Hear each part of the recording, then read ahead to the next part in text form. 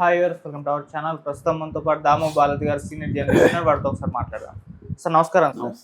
Sir తిరుపతిలో నిఖిత అనే ఒక బాలికని సొంత తల్లే చంపేసింది సార్. ఇప్పుడు ఇది రాష్ట్ర వ్యాప్తంగా కూడా సెన్సేషన్ క్రియేట్ చేసింది. మొదట అనుమానాస్పద మృతి అని అనుకున్నారు, కాకపోతే ఎంక్వైరీ చేస్తే తల్లే చంపేసిందని కూడా చెప్తున్నారు. మరి ఎందుకు తల్లి చంపేసింది, ఏం జరిగింది సార్ ఇష్యూలో? మొన్న తిరుపతిలో నిఖిత అనే ఒక అమ్మాయి చనిపోయింది అనుమానాస్పద పరిస్థితుల్లో. అమ్మాయికి 17 ఏళ్ళు. సో మైనర్ యాక్చువల్గా. సో అది ఫస్ట్లో అనుమానాస్పద మృతిగా అనుకున్నారు. ఊర్లో కూడా త్వరగా కొన్ని గంటల్లోనే, ఆ అమ్మాయి చనిపోయిన కొన్ని గంటల్లోనే దహనం కూడా చేసేసారు. పోలీసులకు కూడా ఊర్లో వాళ్ళు కంప్లైంట్ అయితే ఇచ్చారు. అనుమానంగా ఉంది, ఈమె తల్లి తండ్రి బిహేవియర్ కొంత డౌట్గా ఉంది, అర్జెంటుగా వీళ్ళు తగలబెట్టేశారు అని పోలీసులు కంప్లైంట్ ఇచ్చారు. ఆ పోలీసులు వచ్చే అనుమానాస్పద మృతిగా మాత్రమే నమోదు చేసుకున్నారు. వాళ్ళకి ఏ రకమైన డీటెయిల్స్ దొరకలేదు. అయితే ఈ అమ్మాయికి పెళ్ళయిందని ఒక భర్త అంటూ ఒక అబ్బాయి వచ్చి ఒక చాట్ చూపించాడు, వాట్సాప్ చాటు.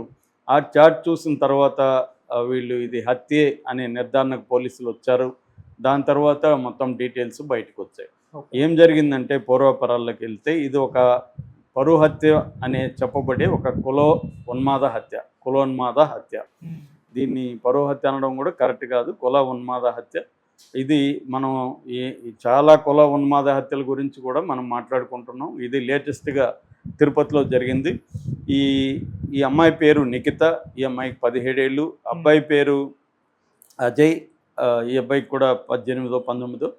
సో వీళ్ళది, ఈ అబ్బాయి వాళ్ళదేమో చంద్రగిరి దగ్గర మిట్టపాలెం ఎస్సీ కాలనీ. ఈ అబ్బాయి ఎస్సీ. ఆ అమ్మాయి కులం మాత్రం ఎవరు రాయలేదు. చంద్రగిరి దగ్గర నరసింగాపురం వాళ్ళది. సో ఈ అమ్మాయి వాళ్ళ నాన్న కిషోర్, తల్లి సుజాత.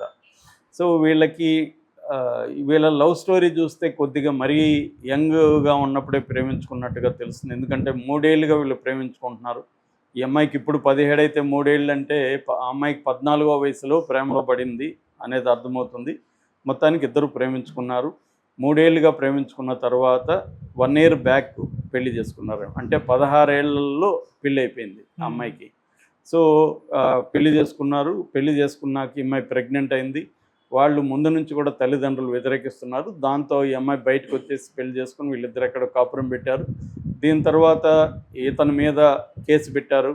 ఇతను అమ్మాయికి 16 ఏళ్లలో 14 ఏళ్లలో లవ్ చేశాడు. ఇప్పుడు కూడా 17 కాబట్టి పోక్సో కేసు పెట్టారు. సో ఇది ఒక రకంగా మన ఇటీవల నాని ప్రొడ్యూస్ చేసిన కోర్ట్ సినిమా లాంటిది.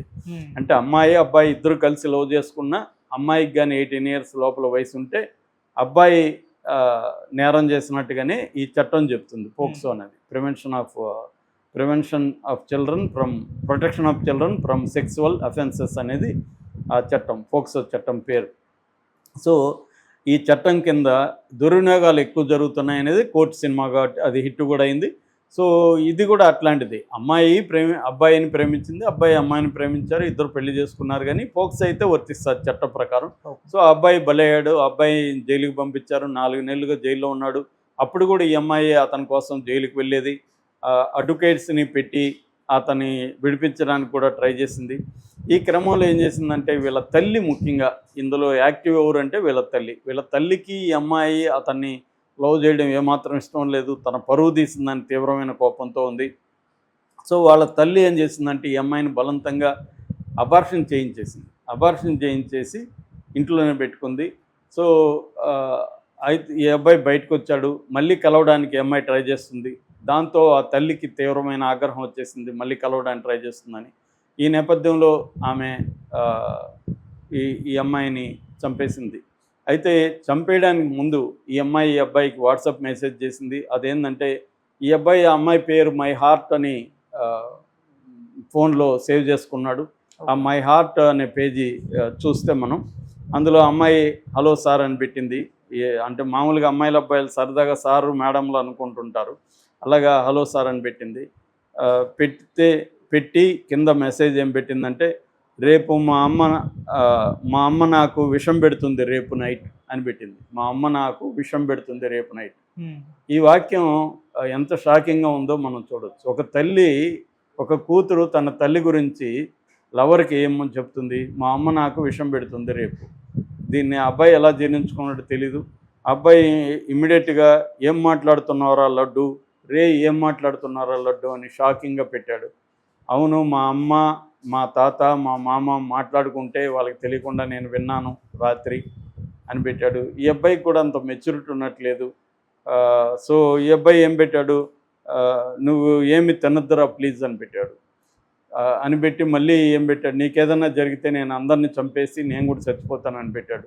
దానికి ఫైనల్గా అమ్మాయి ఏం పెట్టింది, డీపీ పెట్టుమంది అని పెట్టింది. అంటే అమ్మాయికి అర్థమైపోయింది నేను చంపేస్తారు నన్ను అనే విషయం అమ్మాయికి అర్థమైపోయింది. అంటే డీపీ అంటే వీళ్ళిద్దరి ఉన్న ఫోటో పెట్టమని, ఎందుకంటే అమ్మాయి దగ్గర లేదు, అవన్నీ వాళ్ళు ధ్వంసం చేశారు. చివరిగా వీళ్ళిద్దరి ఫోటో చూసుకొని చనిపోదామని అమ్మాయి అనుకున్నట్టుగా మనకు అర్థమవుతుంది.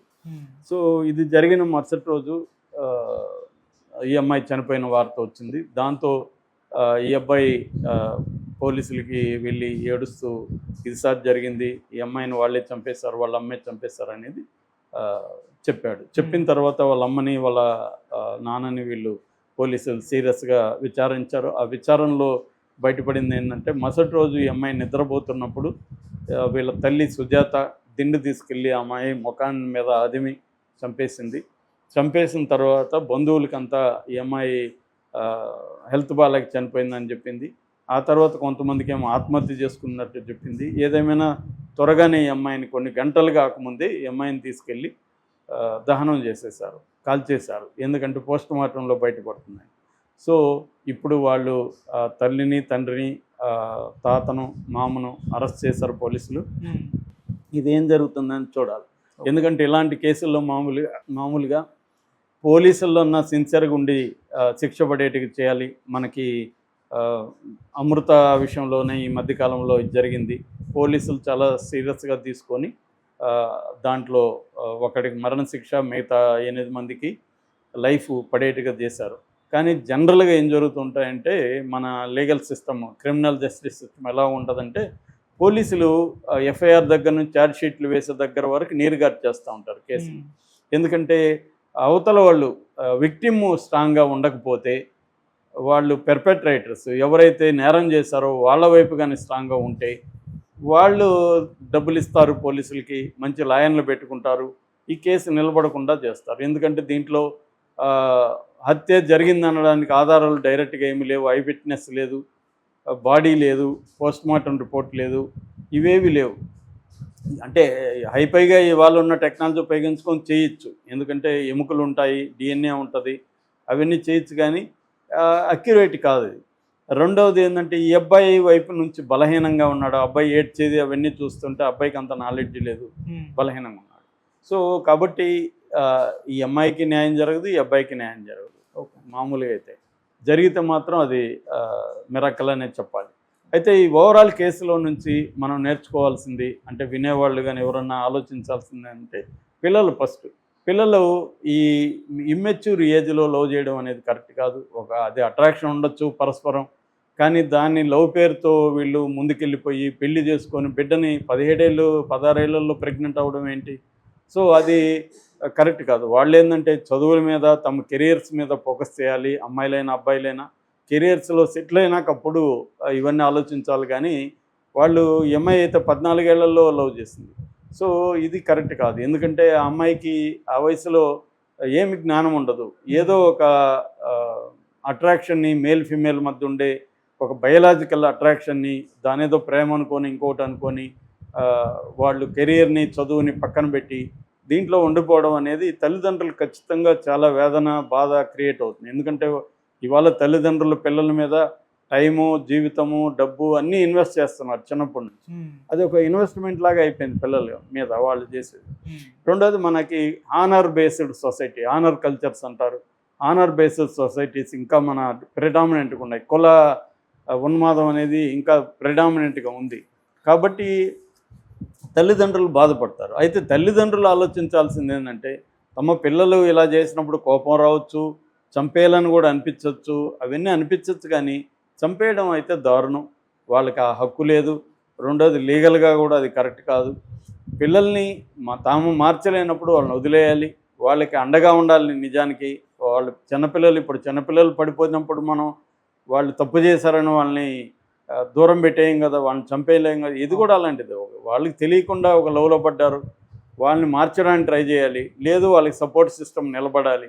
రేపొద్దున వాళ్ళు విడిపోవచ్చు, విడిపోయినప్పుడు కూడా తల్లిదండ్రులు సపోర్ట్ నిలబడాలి.